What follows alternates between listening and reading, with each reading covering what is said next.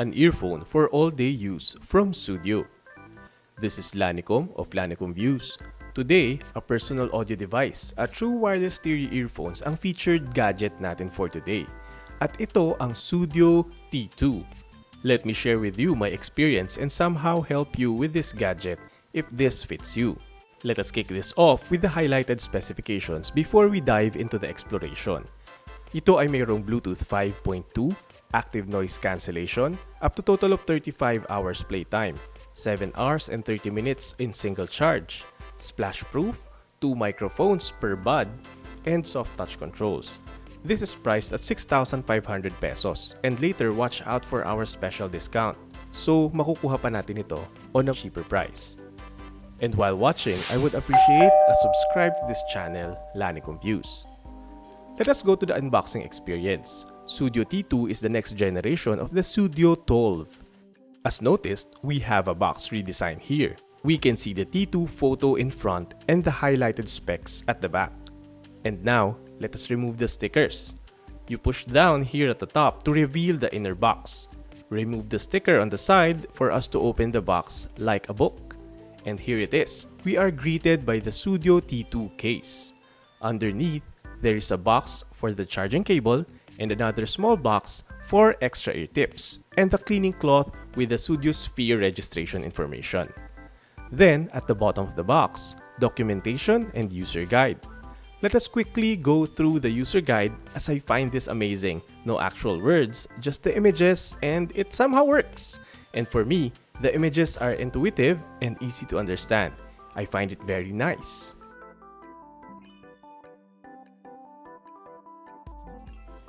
Ngayon naman, let us check out the looks.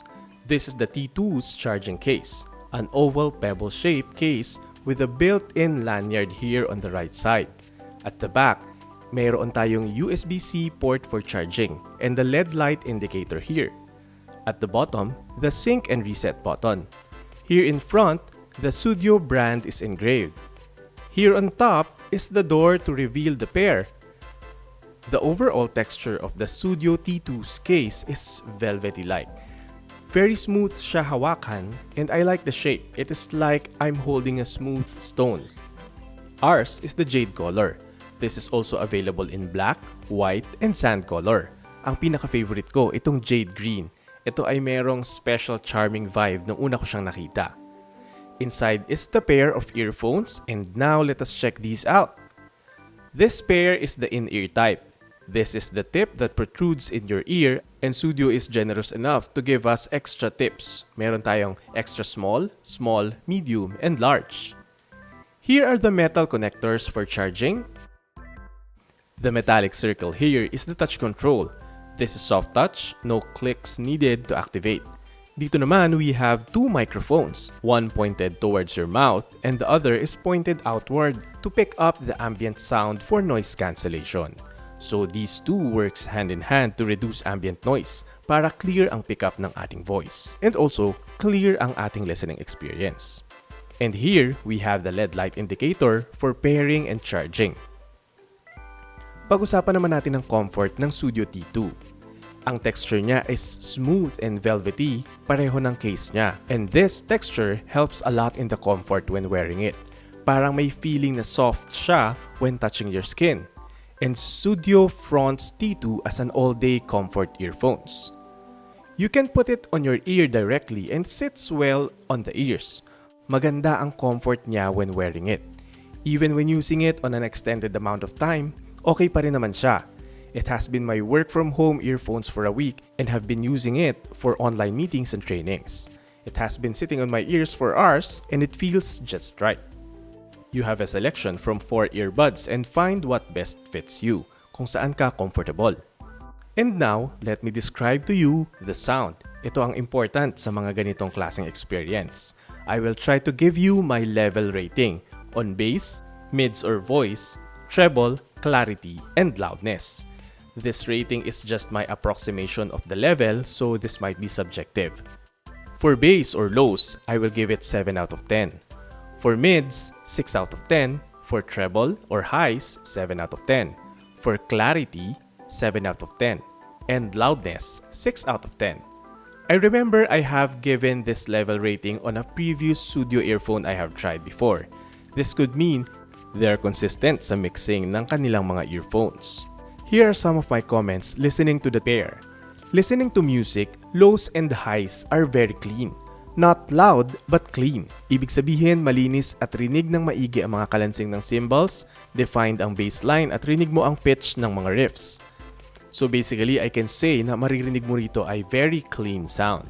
Sa mid-sound naman tayo. This is usually the vocals and the vocal volume is a tad lower than the highs and lows. I find these earphones enjoyable listening to instrumental classical music or EDMs. When using these on movies and meetings, meaning more on vocals, I appreciate the clarity of the output. Like all Sudio earphones I tested, it excels on the sound clarity. Hindi siya iyong earphones na malakas lang ang tunog, but it focuses on the details.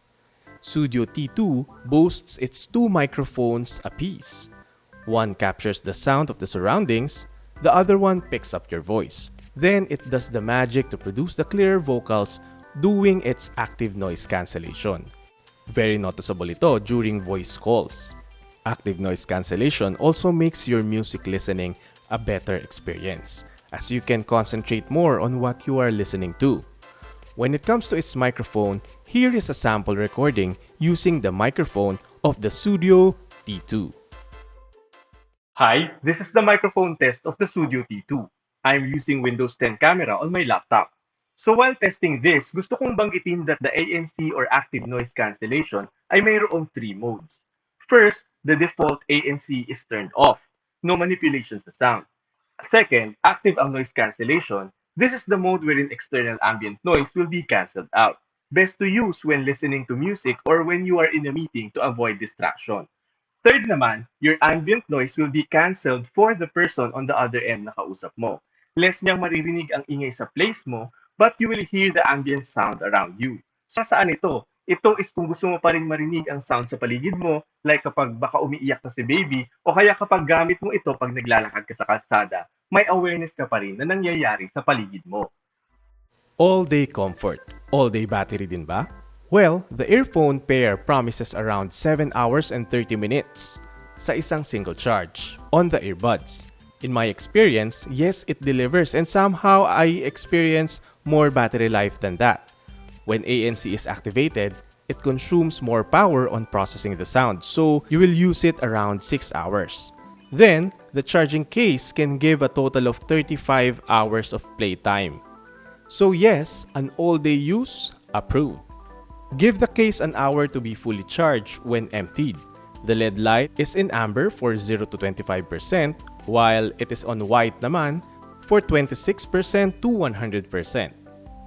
Sudio T2 ay mayroon ding control so you can use these touch commands even without pulling out your mobile phone.